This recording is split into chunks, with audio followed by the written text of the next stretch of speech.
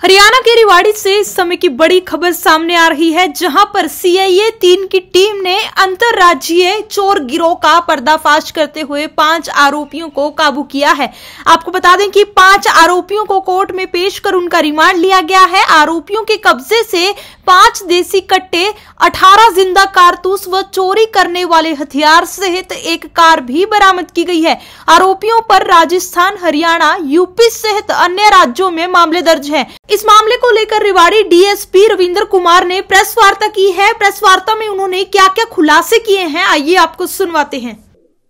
जी देखिए, रेवाड़ी पुलिस अधीक्षक गौरव राज पुरोहित जी के दिशा निर्देशानुसार हमने चोरी के मामले और सेंधमारी के मामले काफ़ी बढ़ रहे थे, तो उसके अंतर्गत हमने एक पखवाड़ा चलाया हुआ था, जिसके अंतर्गत हमारे CIA 3 in charge sub inspector Subhash की टीम ने, उनके नेतृत्व में हमने 5 मुख्य आरोपियों को इसमें अरेस्ट किया है, जो कि मुख्यतः देवेंद्र, जो कि बावल का तत्कालीन बावल का रहने वाला है, वैसे ये पीछे से नजफगढ़ का है।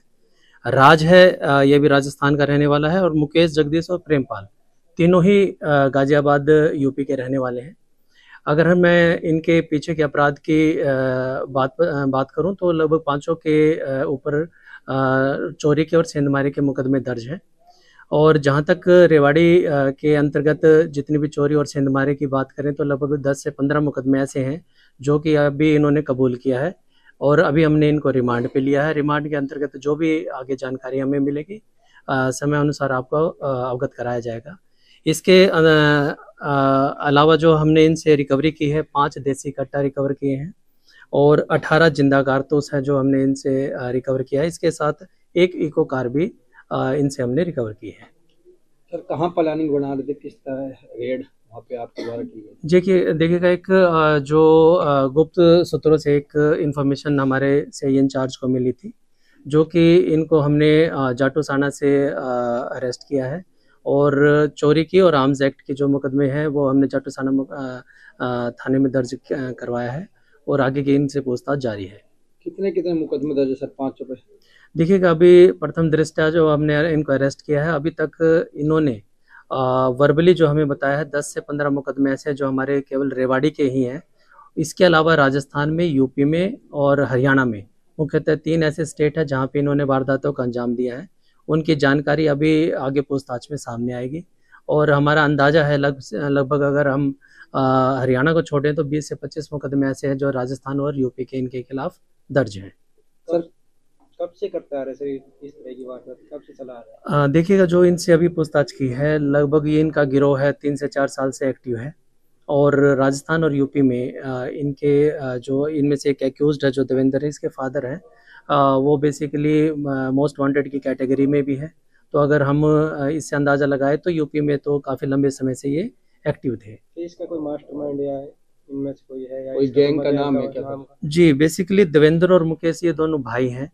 इन दोनों ने इस गैंग को स्टार्ट किया था, उसके बाद इन्होंने अपना अलग अलग गिरोह बनाया अलग अलग स्टेट में, और इन्होंने अलग अलग स्टेट में क्राइम को कमिट किया है।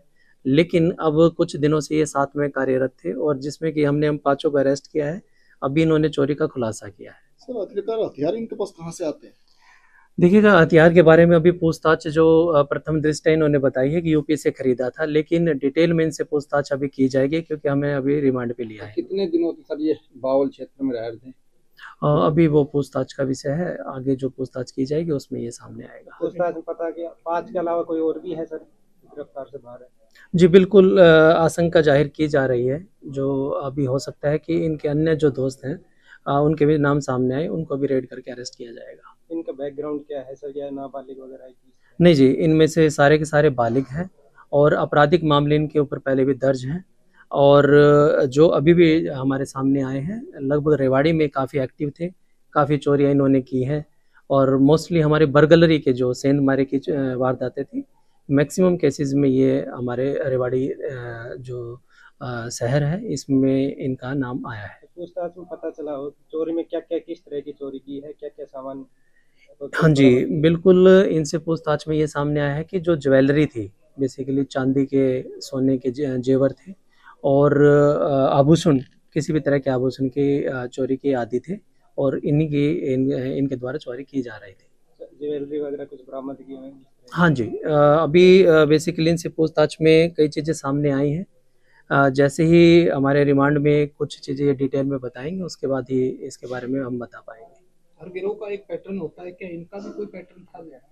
जी बिल्कुल, मोडस ऑपरेंडी हर गिरोह की रहती है। जैसे अभी इन 500 से पूछताछ हुई है, इन्होंने बताया है कि ये बेसिकली जो घर बंद होते थे उन पर रेकी की जाती थी इनके द्वारा, और रेकी के बाद 2-3 दिन तक लगातार रेकी करके ये इंश्योर किया जाता था इनके द्वारा कि जो घर के मालिक हैं या कोई भी है वो बाहर घूमने गया हो, उसके बाद ये चोरी करते थे। ज्वेलरी के अलावा या गाड़ी जैसे चोरी हो रही है, बाइक वगैरह, इनका भी कोई? जी बिल्कुल, डिटेल में इनसे पूछताछ की जाएगी, और किसी भी तरह की अगर ज्वेलरी के अलावा भी किसी भी तरह की चोरी इन्होंने की है वो भी इनसे उगलवाई जाएगी। सर, जो कार है बरामद हुई, क्या वो भी चोरी की थी?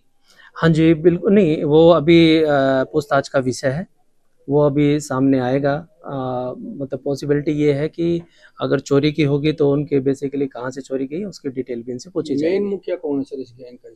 इनमें मुखिया देवेंद्र और मुकेश है जो आगे इसको गिरोह चला रहे थे। इसके साथ साथ मैं आपके माध्यम से रेवाड़ी वासियों की अपील करना चाहूँगा कि जैसे कि हमने ये चोर पकड़े हैं, जैसे हमारा 112 एक टोल फ्री नंबर है, पुलिस हेल्पलाइन नंबर है। अगर कोई भी व्यक्ति विशेष या फिर किसी भी जो हमारे कॉलोनियों में लोग रहते हैं, किसी भी स्थान पे बाहर अगर रेवाड़ी से बाहर जाएं तो सूचना 112 पे ज़रूर दें, ताकि इस तरह के जो गैंग है जो बेसिकली रेकी करके कि भी जो लोग बाहर घूमने गए हुए हैं उनके घरों में चोरी करते हैं, कम से कम उनको हम एक टारगेट पे ले सकें, क्योंकि उनकी जानकारी कहीं ना कहीं हमारे 112 के नंबर पे आने के बाद हम कंसर्न एसएचओ और चौकी इंचार्ज से शेयर करते हैं, और वहाँ पे ईआरबी और हमारे पीसीआर की जो राइडर की जो गश्त है वो बढ़ाई जा सके, और बढ़ाते भी हैं। तो जो ज्वेलरी चोरी करी है, जो कितने रुपए की लगभग चोरी हुई है, और क्या कुछ नकदी भी बरामद की है? इसके बारे में डिटेल में रिमांड के दौरान ही पूछताछ में सामने आएगा। सर, ये गिरोह पहले रेकी करते थे, उसके बाद चोरी करते थे? हाँ जी बिल्कुल, जैसे मैंने आपको बताया कि जिस घर में इनको ये लगता था कि भी लोग बाहर घूमने गए हुए हैं उसकी रेकी की जाती थी, उसके बाद चोरी को अंजाम दिया जाता था। सर, ठीकरी पहरे की जैसे पहले आदि लगाए